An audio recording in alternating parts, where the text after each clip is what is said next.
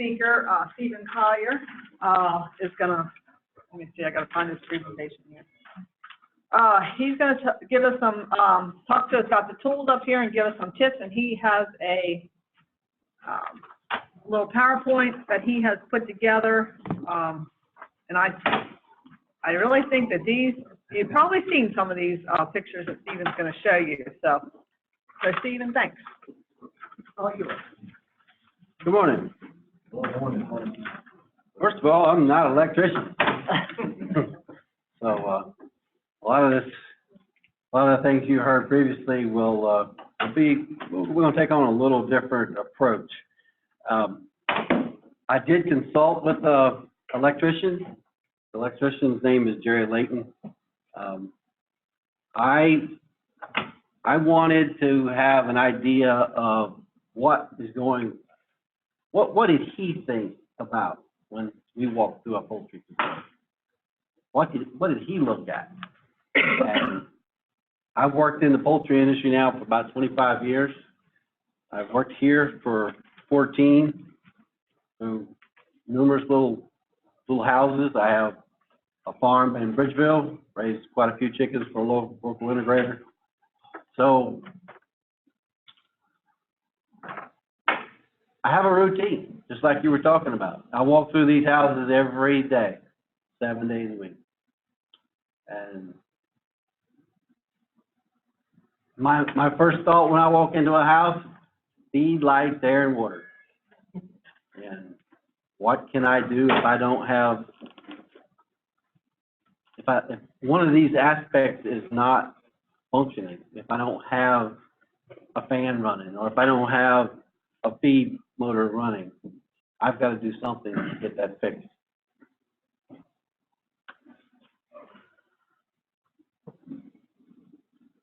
We get in a hurry and we want these, we don't think about what we're actually doing. If you look real closely at that picture there, you'll see a cord. Do you have one? Yeah.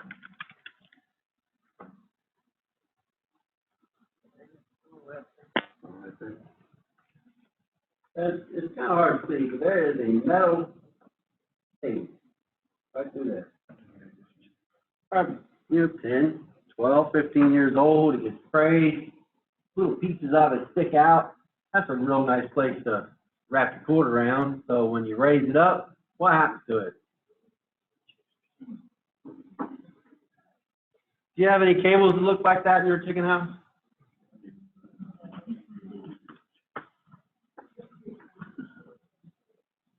That is, that's a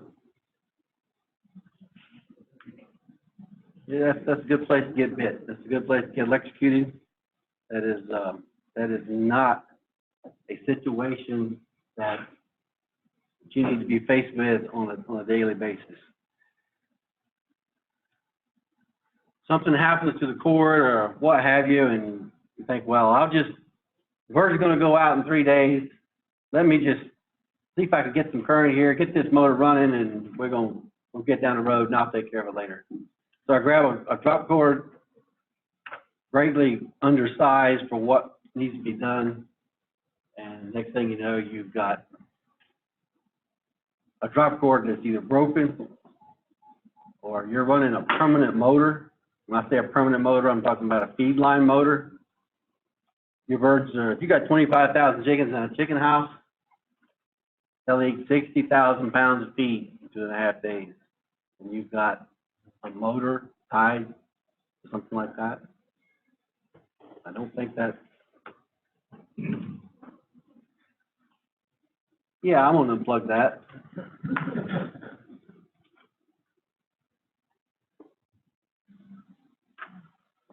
Kind of speaks for itself.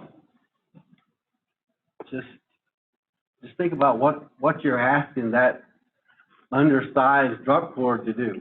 Now, I know you need a drop cord to run your fan. I mean run up your drinkers and to run up your feed line and all that. I mean, I'm not talking about that. That's just short, quick. That That's continuous, extended, overly stressed use. And it shouldn't be that way. You're asking to be electrocuted. We already talked about tools. I learned a lot doing this little setup. Unfortunately, these happen to be my tools. I pulled them right out of my tool box. Used them for years. Put a little more WD-40 on them and, you know, get them back going again. And I mean, you guys got tools like that.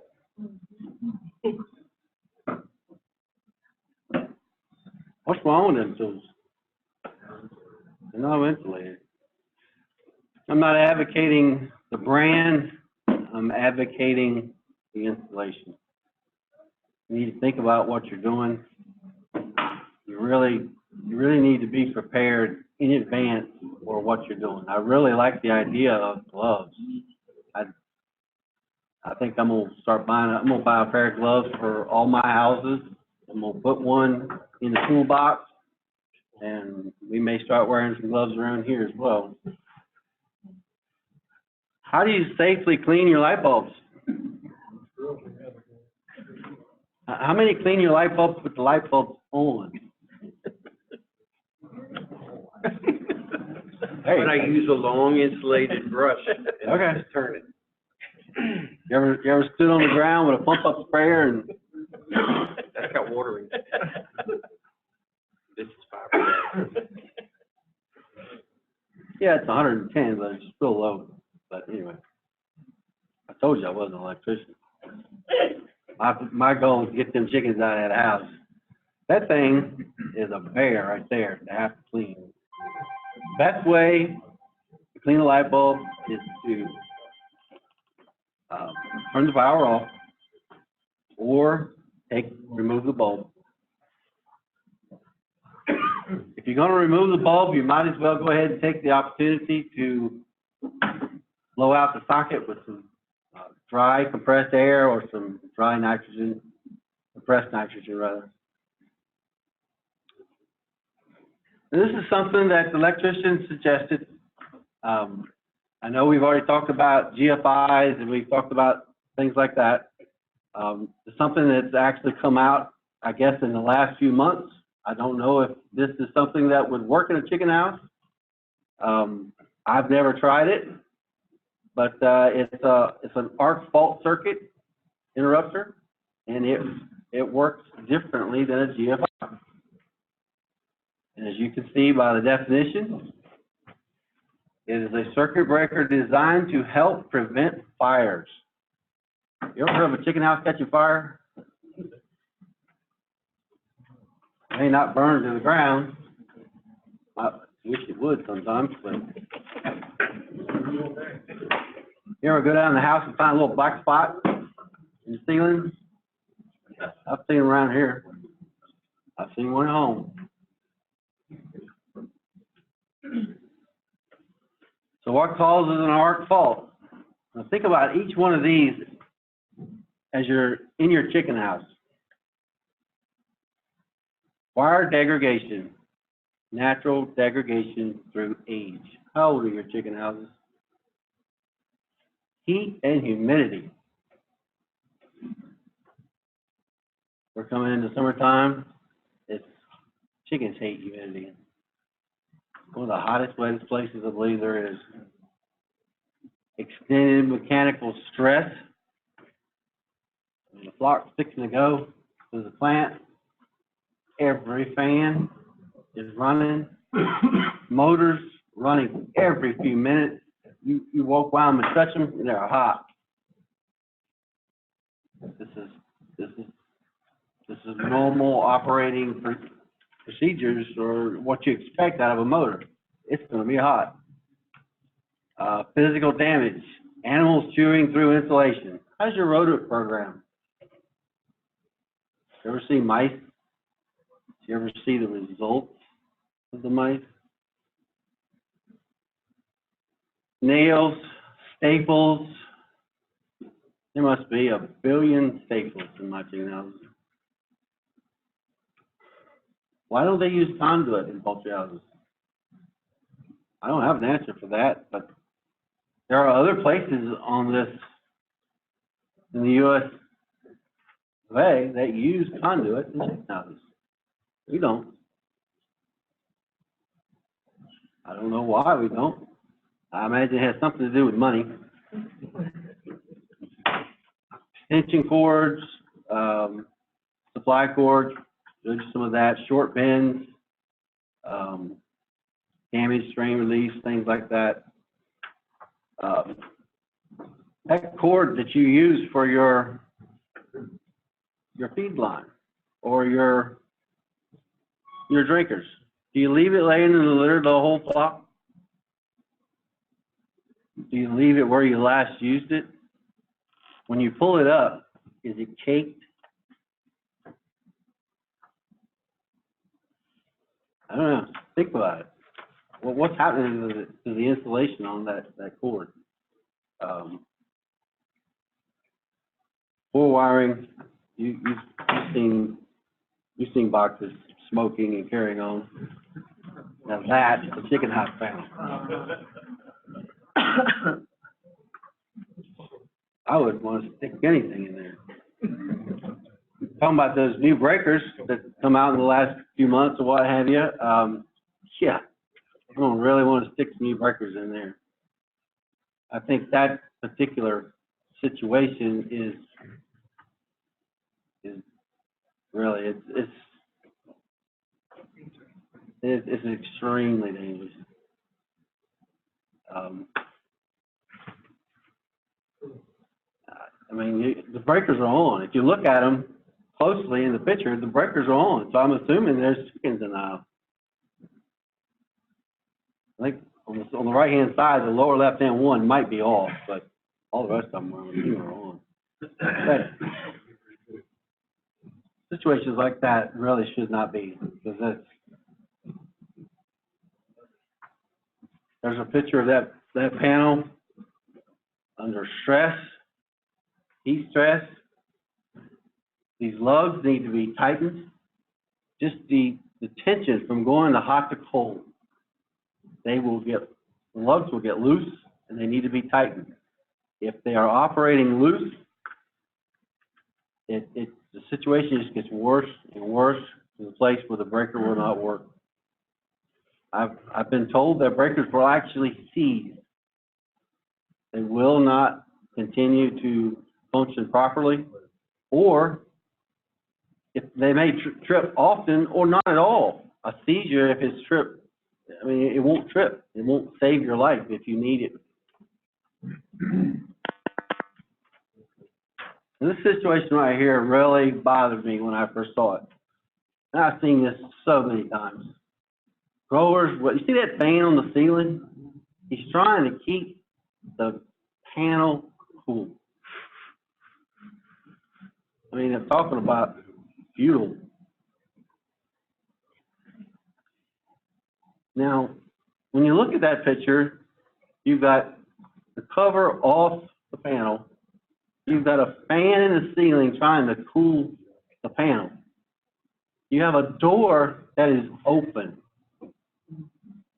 I'm assuming that door is about 7 to 7.5 feet tall. So give yourself an idea of where that panel is in relation to the door. How many people do you have that comes and works at your farm?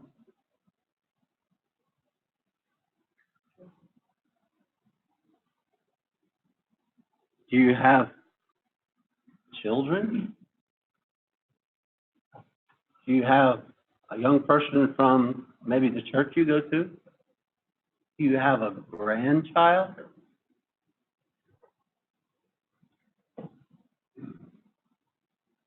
You need to think about this.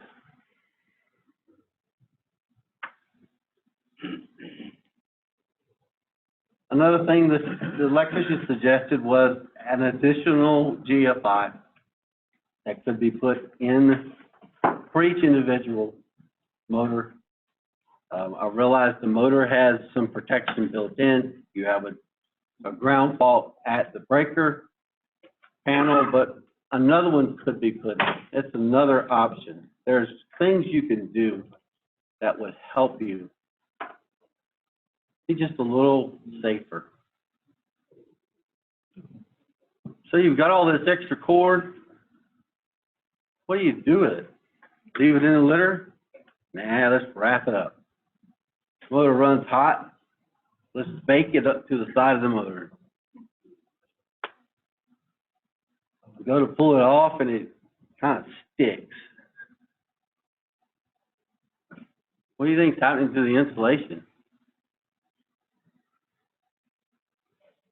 The strain relief is broken. It's got that cord turned right short sideways. It's breaking it there.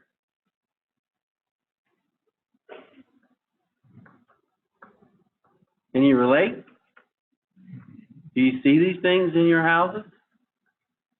I got some people shaking no. I got others maybe yes.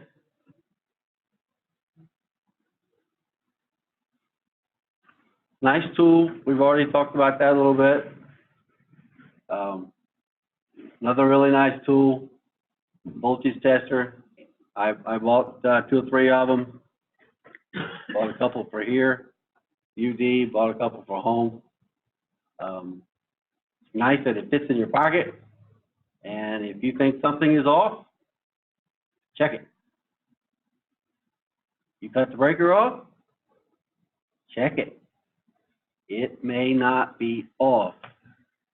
Just because you think you turn the breaker off, that does not mean it's off. I know if everything is the way it's electrically supposed to be wired, but you have other people that come in and help you with things.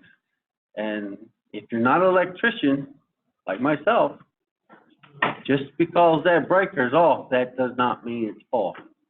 I have found current on wires that the breaker said off, and it was not off. Check it. Always check it. Check it with a little volt tester like this. Check it with a meter. Very, very easy to do. That particular one right there, I will check 50 to 1,000 volts.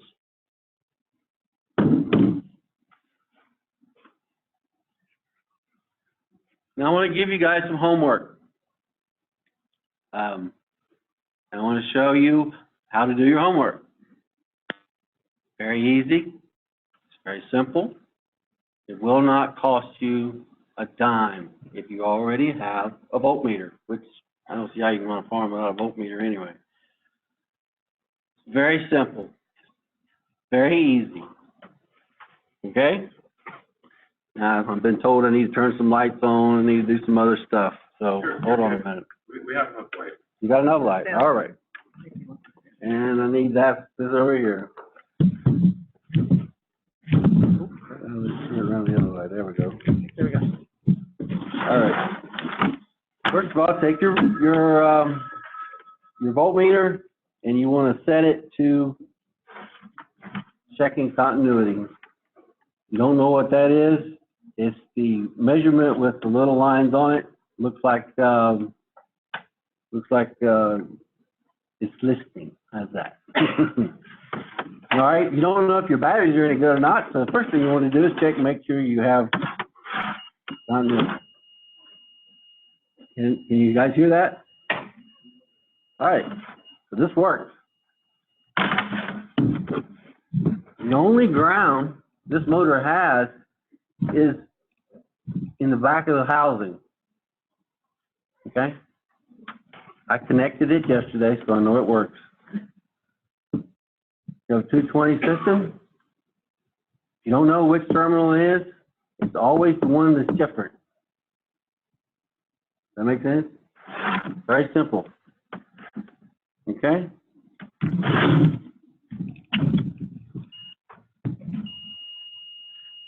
Now, your motor may not do that the first time because it is dirty, it is corroded, it is seen a lot of use. So you might actually have to scratch it. If you can't get your motors, every one of your motors to work, if you can't get every one of your motors to pass that continuity test, you need to be examining your motor.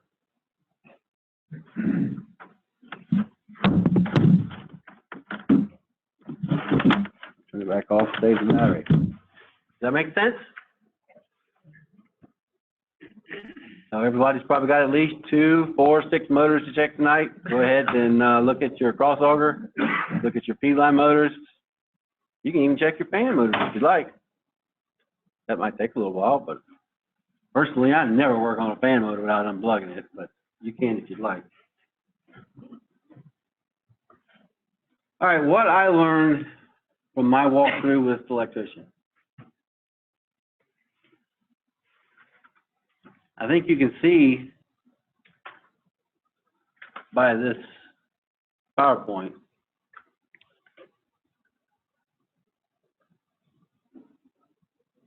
from these pictures that I collected off my farm and off of some of these.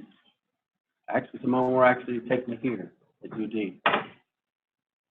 I realized I am too complacent. If you can relate to any of those pictures, I would venture to say that you are as well. You just think about it. There's no need to take the risk. There's no need. Mistakes will be made, but safety should always come first. I don't know if you caught the first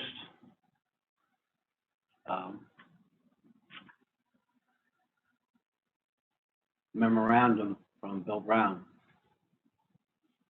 but this coming Sunday would have been his 55th birthday. You guys do your homework. Thank you. Any questions? Any questions? Any questions for Steve? Steve, just a point, we should never use anything other than SJT or SJTO cords. That sounds very good. I'm not an electrician, so I have no idea what that is, but That's from a fact, rather than won't be great. That's not it. Steve, could you repeat that? say that again so I can repeat it for the. We should never use anything other than SJT or SJTO cords. We should never use SJT or SJTO. SJTO cords. SJTO. SJTO cords.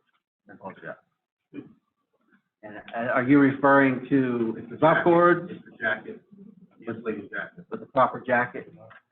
Okay. Thank you. All right.